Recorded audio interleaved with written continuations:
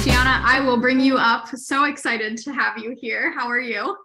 I'm good. How are you? Good. I know you've been listening in the background, so you've heard all of the great advice that our speakers have shared today. Exactly. Learning so much. Yes. Perfect. Well, Christiana, I will introduce you and then pass the mic to you. So if you guys haven't met Christiana Wong yet, she's the founder and lead designer of Studio Designah. She fell in love with Photoshop at the age of 8, if you can believe that, and has been designing ever since. She founded her company, Studio Designah, with a simple mission to say nah to being ordinary. So thank you, Christiana. I will pass it over to you and let you take it from here. Yes, thank you, Emily, and thank you for Catherine for inviting me to be talking with you. I'm so excited. Okay, so let me just share my screen and we'll have to talk about how do we build a magnetic brand. Let's talk about building a magnetic brand. So first of all, hello all, I'm Christiana, and I did fall in love with Photoshop when I was like just 8 years old, and so I've been designing ever since. So when I was in my uni, I actually chose to go study film and media arts as my bachelor because I don't know why. At that time, I thought that film will be my thing. And then after like some years, not really, I really find that my passion lies in graphic design. So that's why I worked in agencies, fashion house, corporate, and then production house. And after all of that, I was thinking, I actually do have the skills, but I want to have more knowledge in how, like in graphic design thinking. So that's why I went to Paris, France, to pursue my graphic design master's. And there I really learned a lot of things. And after that, I realized that, okay, now that I know like how to think, I really just don't want to work for anybody else. I just want to work for myself, maybe like a lot of you here. So yeah, that's how I started my journey. And today we're going to look at, first of all, what is a brand? And after you know that, what is a brand, we'll learn how to stand out as a brand. And I'll give you some quick ways to implement those tools in your brand, because obviously it's very hard for me to summarize everything that I've learned in these 20 years to let you know like what is design, but I will give you some quick wins here today. And then after that, we'll go through a little walkthrough. I will give you an example of like a brand that I just made up in my mind. So let's go through that walkthrough and see if you have any questions for me at the end, and we'll just go through that and I'll answer it to my best capability. So first of all, what is a brand? I'll pull up the chat here. I'm that kind of the teacher, who loves having feedback. So I'm the annoying teacher. If you have an idea of what is a brand, you can tell me in the chat and I will be like, we can chat a little. If you do not have any answers right now, we can actually look at what Jeff Bezos has to say. Oh, my cat actually wants to join me here. It's so chaotic. I'm sorry. Okay, so Jeff Bezos actually said that your brand is what other people say about you when you're not in the room.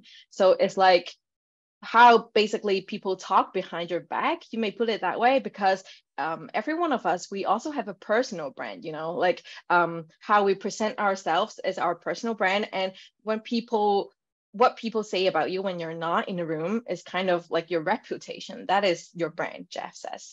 Also, you can take a look at what the other brand designer, Walter Landor, has to say. He said that products are made in factory, but brands are created in the mind. So it looks like even if we have the best products, we don't necessarily have a brand. It's like, okay, they have something to do with each other, but not really. So let's just bear with me. Okay, I have to put away my cat. Yes, I was going to say the image you have to the public. Yeah, I agree. Logo and colors. A lot of people think that. We'll go through that later. So I have a little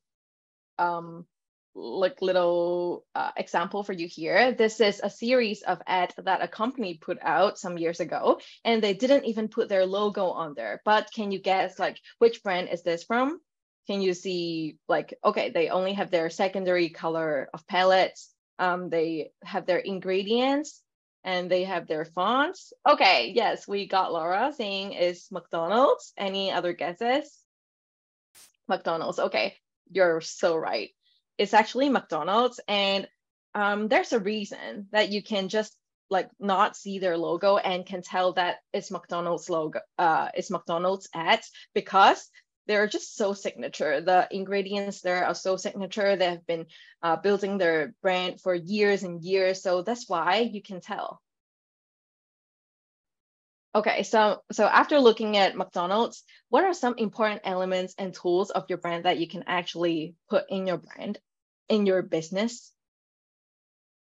Here is a magic little toolbox that I have. So you have your logo, you have your colors, brand tone and voice, you have your patterns, and then of course, values, vision, and mission. So let's be real, I cannot be helping you with your vision, mission, or values here because like time is limited. I do have like brand strategy sessions where I go through values, vision, and mission with my clients, but these are the things that you should know by heart. Like it's why you care.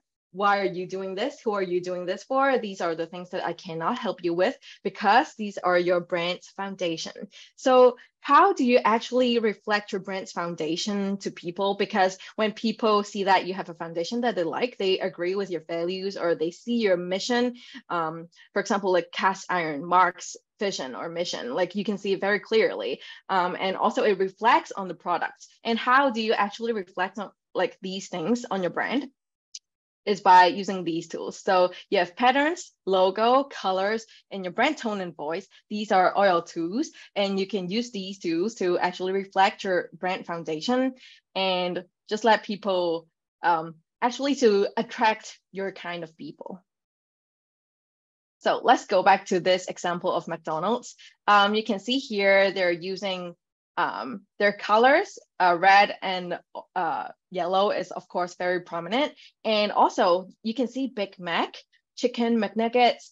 These are branded language. So when you're going to McDonald's, you're not asking for an Oreo ice cream. You're asking for a McFlurry because these are their branded language, and those are actually very, very powerful tools. And you can see that they're packaging this Happy Meal box. It is made in the shape of their house, like their little McDonald's house. Do they still do that anymore? Not too much, but yeah, they still do. And then, for example, you can also see that their logo is also incorporated in their packaging. So these are such smart gestures. Okay, after knowing what tools do we have, actually, how can we stand out then? Because like we have so many things. You're not a designer. You are here probably because you want to DIY something. And so how do you like choose the easy way to go? When we look back on the important elements and tools of your brand, can some of you let me know, like, okay, for example, Emily did say that logo and colors might be your brand. And so which one is the most important part? Is it patterns, logo, colors, brand tone, and voice? Like which one is the important one? Any guesses? Brand tone. Yeah, brand tone is also very important. Okay, obviously, these are all very important tools. And I would actually have to break it to you. It is the brand color. That is definitely the most important element and tool of your brand. I have this story that I want to tell you, but we'll just go through it later. The reason that colors is the most important element and tool of your brand is that researchers actually show us that using a signature color can cause an 80% increase in a consumer's recognition of your brand.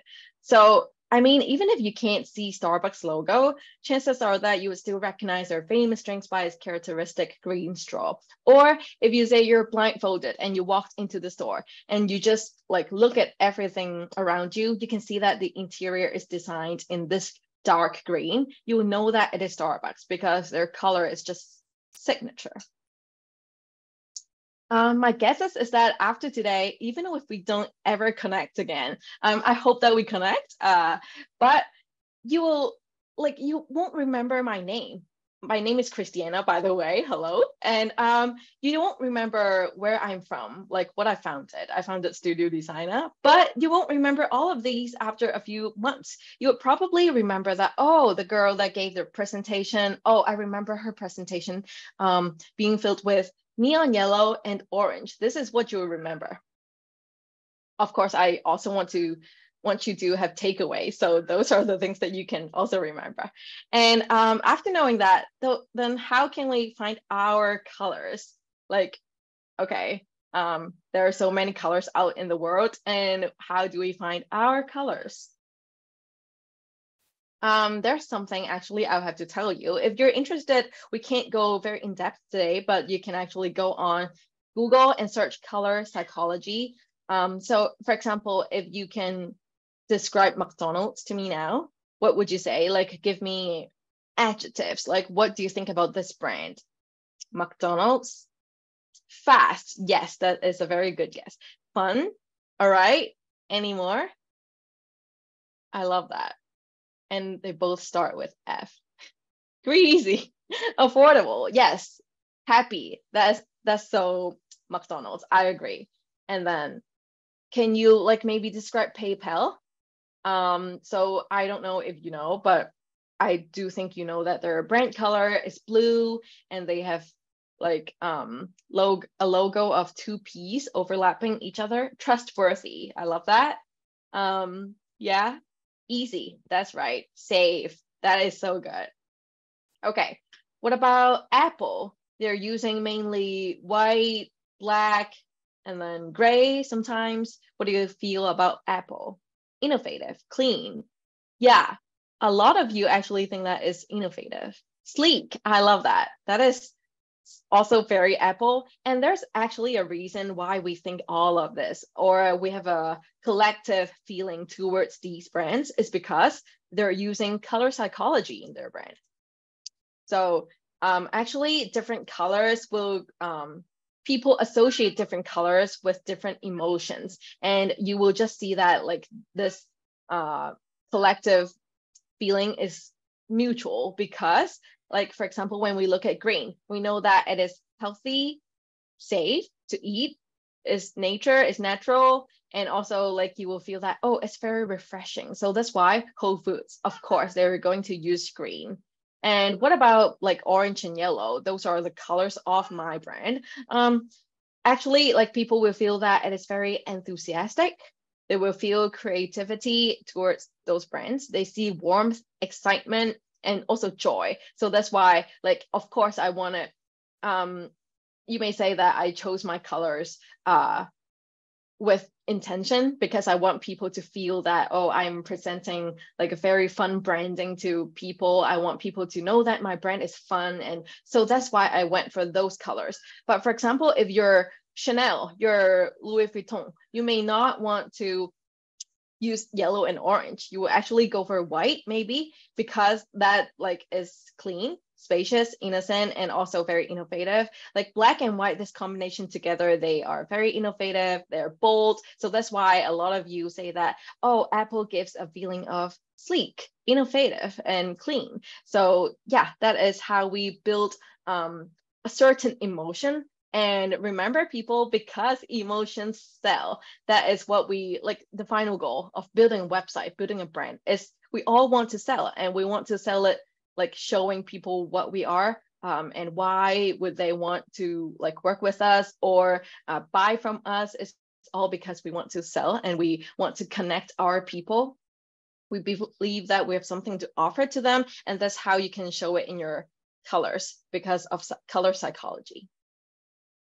So let's do a little practice. If you have your computer with you, or if you do not, just bear with me here, because I will show you how can you use Adobe's color wheel and do something and choose your own color palette.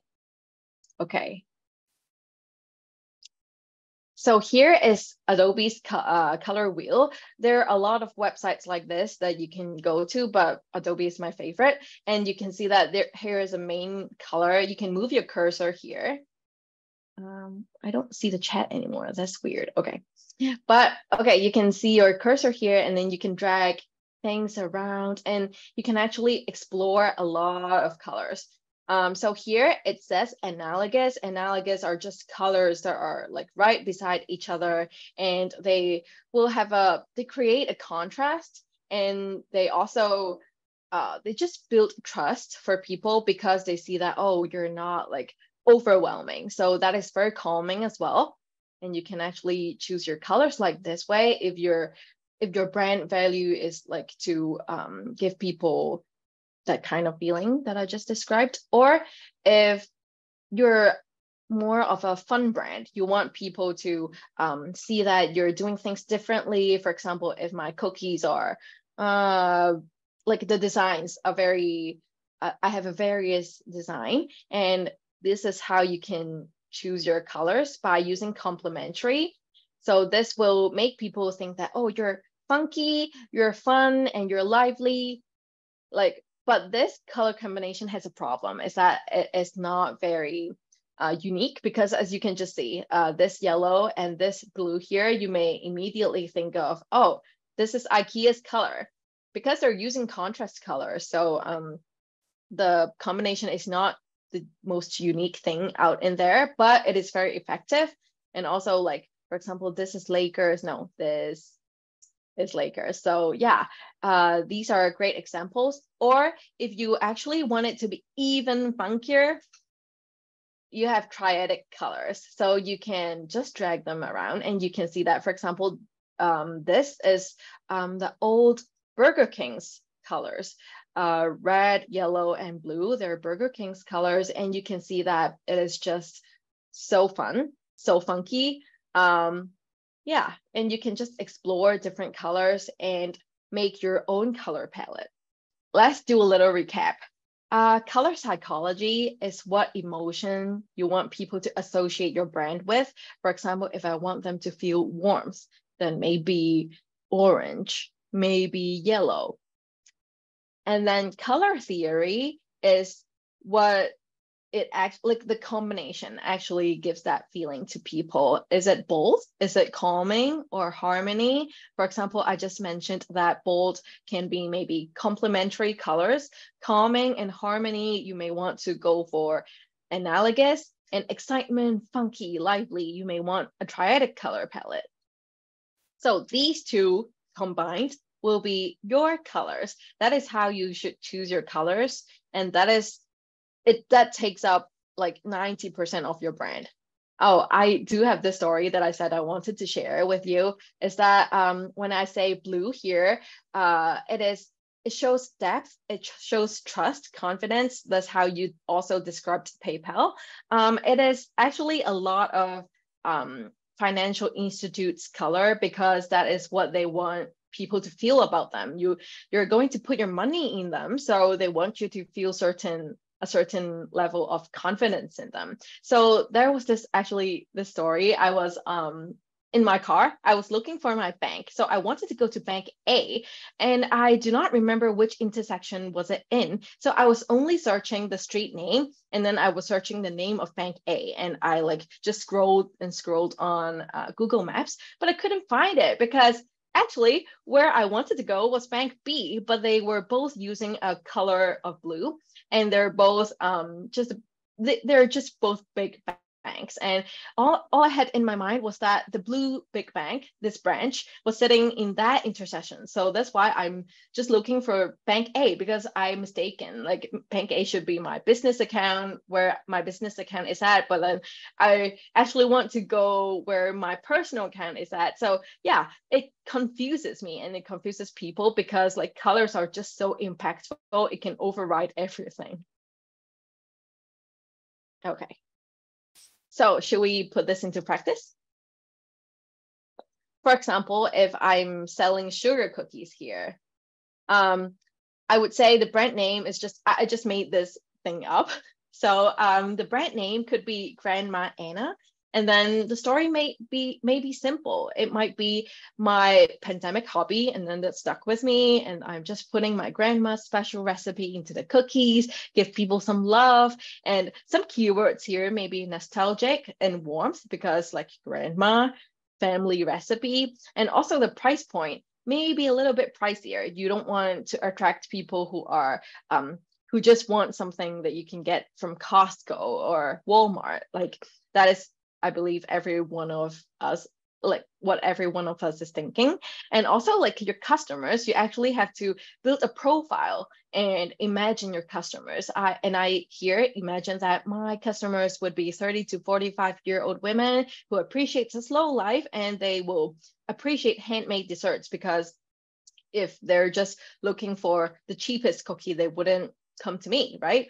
And so they're probably very happy, but also very busy with their life. So that's why they couldn't bake, and they want to buy something from a very meaningful or someone that they see themselves in.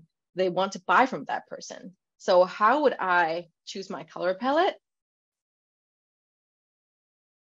I would actually choose something like this. This is a mix of red and orange. It is a little brownish, and that is giving fall, autumn. So that is what grandma feels like. You wouldn't use neon yellow, for example, my brand's color. Neon yellow with my grandma Anna, it doesn't work that way. So yeah, you should choose something that goes with your brand values, the story behind your brand, and also like some keywords. You don't want, for example, if the keyword here is energetic, then it might be different. Yeah, you might choose a different palette here. And this is just a quick scribble that I did on my iPad. Like for me, it is a quick scribble. But for you, it might be something that you are like looking through your grandma's letters, and then you see that, oh, this is how my grandma Anna signed her letters. This is her signature. And then you may want to use that, because I always think that logo is the easy part. But some quick tips I have for you if you're saying, oh, Christiana, you're talking too much about colors, I want to know about logos. So I can't tell you how do you draw or how do you illustrate, but one thing that I can tell you is that you want it to be different from what you're selling. So for example, if I'm selling cookies, I won't make my logo in a form of a cookie, because everyone is doing that, and I don't want my brand to be the same as everybody else. And what I want to stress here is my grandma Anna's recipe and how I appreciate slow life, or like how women used to make their homemade cookies, etc., etc. I want to sell this story, so I'm using grandma Anna's signature, for me a scribble. So this is another color palette that I've just mocked up. It also works this way because it reminds people of like cookies, the colors of cookies, grandma, it goes well. For the packaging, I might use something like a craft paper bag, and then maybe put a sticker on it, because I want people to feel that it is still warm. Like I don't want to use a plastic bag here, because plastic is not very grandma-y. And then I might put a thank you card on the packaging as well, because I want people to have that nostalgic feeling of, oh, maybe I'm writing them a letter or something, and I will play with memories. And maybe on the back of the card, I will tell the story of my grandma Anna. Like you can print all of these with your logo on the thank you card. That is creating an experience for your customers, and they will feel like, oh, this is more than just another cookie brand. I'm buying a story here. I'm buying from a brand. It's not just another business. So this is also a quick mock-up that I've done. I may say, thank you for shopping with supporting us. Enjoy your cookies. And then at the back of the card, I might put a word or two, like, okay, a word or two may not be enough. Like maybe a little paragraph, like talking about my grandma Anna, or how I started this business, or how I want to like honor her with this business. Or if you do not have the budget to actually print on the craft paper bag, I know that we want to keep our cost low, right? So I might just print the sticker or the thank you card. So what about tone and voice? So Mark said that tone and voice is also very important. Yeah, I would say with Grandma Anna, I would definitely use a tone and voice that is warm, wise, and loving. So if my target audience, they're like 20 18 to 24-year-old, I may say that, oh, you will effing love our biscuits, our cookies. But here, because it is Grandma Anna, I won't use the same tone and voice as if I'm talking to some 20-year-old, right? I would just use a very warm, wise, and loving. Just imagine how your grandma would talk to you and why you're doing this business. So you use that tone and voice throughout your website copy, your social media captions, and like implement that into your brand as well. So for example, your website banner, a lot of you would be using your product photos. But I actually challenge you to think more than that. You would want to think about your brand and what story you would want to tell your audience. For example, here I'm saying use a photo of Grandma Anna and me. Retouch it. If you do know about Canva or Photoshop, retouch it with an old album photo touch. So you're just creating the story right up from the beginning. So people go to your website and then you can see that big banner. It's a photo of Grandma Anna and you. It's not just cookies. So on your social media, you can also share anecdotes with your grandma, saying, oh, this is how I would do a flavor pairing, or this is my grandma's actually favorite recipe of all, etc. Or maybe share some behind the scenes of your slow life. Of course, like from time to time, do share some cookies photos because your audience would know like how the quality of it looks like. But do not forget all of these. Like these are very important into building a brand and into building your audience, making them to feel like, oh, they want to buy from you because you have a story to tell and they build emotions towards this. So this is a mock-up that I've done quickly. You can see that you can choose different themes from cast iron. I chose a very neutral theme because like even if I do not have my exact colors that I'm choosing, like for example, if I have neon yellow, then I might not be able to see the theme, but I will know like what to go for. A brighter color, a neutral one, or some bold one like black and white, or chic if you're selling, I don't know, wedding cakes and you want it to be, high ticket. So yeah, make it to go with your brand. And then so you can just you can see that there's still cookies behind because you're selling cookies. So these are easy things that you can do.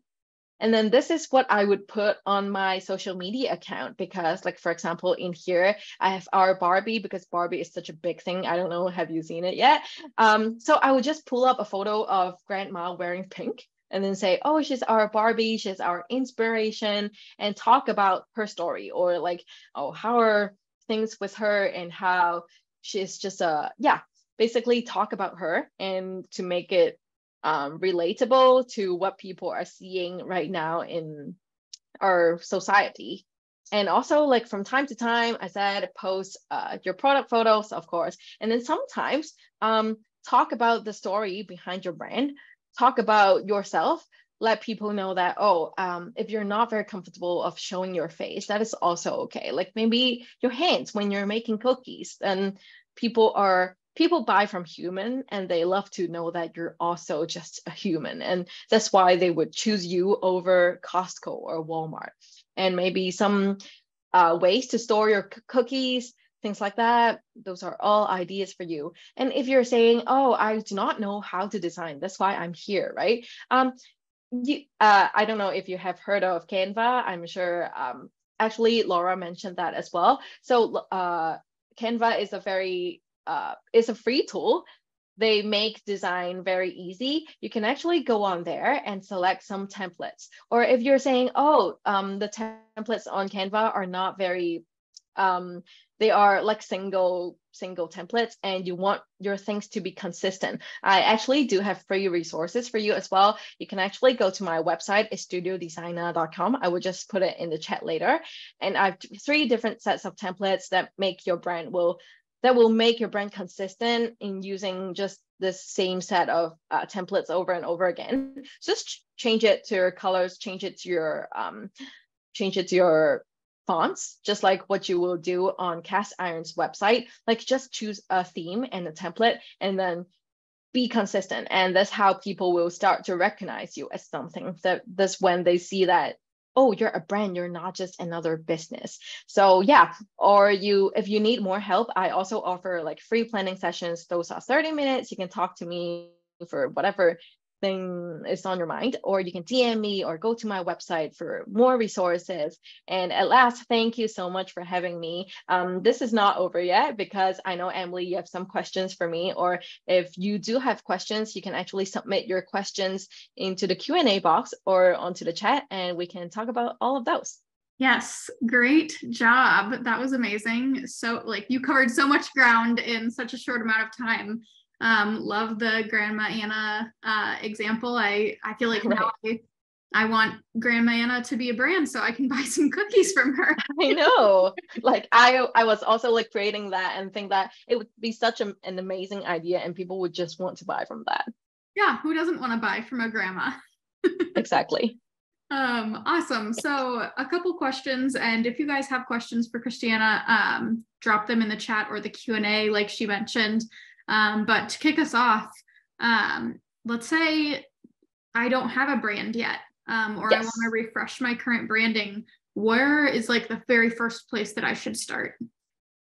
So the first place is definitely colors, as I mentioned, because it is actually difficult for you to create something for your logo, right? So you would want to have a very consistent feeling, and having a color is the first and easiest way that you can do that for yourself. And so you can implement that color throughout your social media and cast iron website. Like actually choosing a color is more than just saying, oh, I want orange or I want yellow. You need the color code. And actually on the color.adobe.com, I just showed you, you can actually choose your hex code there. Hex code is a color code. And you can see that, oh, if I keep using the same color with the same code, and people will start to recognize that, oh, you're that Grandma Anna brand because you're using this color, and they will recognize you right away, even if they do not look at your name on social media. You know how people scroll through things, they can see that you're posting, and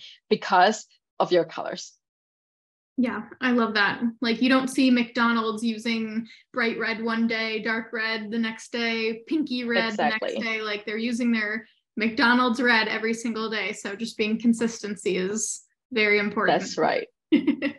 What would you say is the most affordable way that a food business owner can start building their brand for their food business? Affordable would be using templates, I would say. You can actually find free resources, the ones like what I'm saying that I have for you, or you can just go to, say, Creative Market or Etsy, if you will. Then just find some templates and then download it from them, buy from them, and then just choose it to whatever fonts that you're using or your color palette, and then make it. It's actually very easy after that, because like choosing the right template is the hardest part. You just need to know which design goes with your brand. For example, my brand design is always very funky. I wouldn't do suddenly a beige image, because I want things to be like out there. I want people to see me. So yeah, that's my approach. But for you, it might be different. So you just need to choose a template that suits you and then keep using it and using it again. That will be actually affordable, because you will be doing the design yourself, but you're not really designing. You're just changing text and changing photos. Yes, I love it. Like templates are the buzzword. That's the keyword of today. Exactly. If you find a template to make your life easier, whether it's cast iron, whether it's Canva, whether it's something else, like use it. It's out there. It's for you. It makes your life easier. Don't reinvent the wheel. Exactly, because people know what they're doing and they've already done it 1,000 of times. You just need to go and like make use of that resource. Yes, exactly. Awesome. Are there any certain branding elements that you think a food business owner like must have? Like, is a logo enough? Do they need business cards? Do they need something else? Like, what would you consider the must-haves? Obviously, beyond like having, your colors and your brand voice. Yeah, I wouldn't say anything is a must, because like, of course, like except for your brand colors, brand voice, and all. Nothing is a must, but when you think about it, you can actually think, okay, what kind of experience I want to give people? If what I want people to feel, if I